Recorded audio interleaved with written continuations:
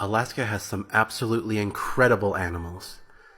But is there a more adorable animal than an otter? They're like charming little stuffed animals floating along the river and giving hugs to each other. You probably can't imagine the sea otters could ever be connected with a creepy legend. But the Tlingit people have a legend about the playful creatures that will send chills down your spine. Enter the Alaskan legend of the Kushtaka. It's hard to find a more charming, adorable animal than the sea otter. And quite a few otters call Alaska home.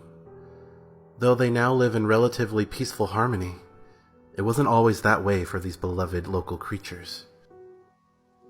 Alaska's sea otter population was completely decimated during the 19th century due to the fur trade, but it was reintroduced in the 1960s.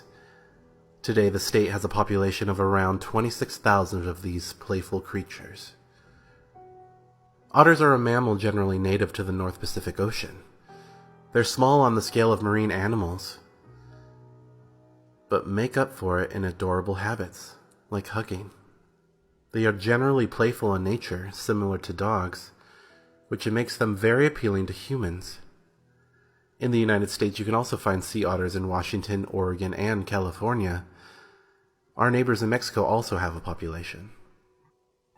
While we might think these animals are the sweetest things on the planet, the Tlingit people have a legend about them that will keep you up at night. Sometimes terrifying things come in cute, cuddly packages. The coastal Tlingit people live in Alaska and Canada, and have a known history going back at least 10,000 years. These folks have been around, and they know a thing or two about the plant and animal life in this territory. The Tlingit people believe that some otters are actually shapeshifters that look like men. These creatures have an evil purpose: to trap their victims' souls and prevent them from reincarnating. It certainly wouldn't be the first time a cute face has been used to ensnare victims. These shape-shifting otters are called Kushtaka. The legend goes like this. As you're walking through your village, or hunting in the woods or fishing in the sea, a man or group of men will approach you. These men look just like kinsmen, and you don't have a clue that they're really the Kushtaka. In some cases, these malevolent creatures appear when you're lost or injured, and claim that they intend to rescue you.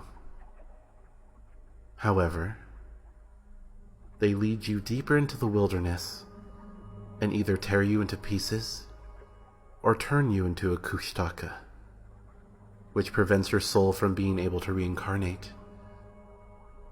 Pretty terrifying. You definitely don't want to come across a Kushtaka in Alaska at night. We can see where some trust issues might develop from this legend. Groups of Kushtaka are especially dangerous. They might lure you towards them by screaming or making noises that sound like women or children in distress. But once they see you coming, you'll never escape. This could be an ad for the buddy system. Travel with someone else, and you're less likely to need the help of a group of strange and eventually sinister men. The very cuteness of otters is what makes the Alaskan Kushtaka so dangerous, according to the Tlingit people. Because we're so drawn to their playful nature, it's easy to miss the fact that these shapeshifters really want to consume our souls and condemn us to spend eternity wandering the frozen tundra. Luckily, there is one safeguard against the Kushtaka capture. Alaska's second cutest animal is one that's plentiful around the region: dogs. Man's best friend saves us again, this time from evil spirits and an eternity without afterlife. The Kushtaka are supposedly terrified of dogs.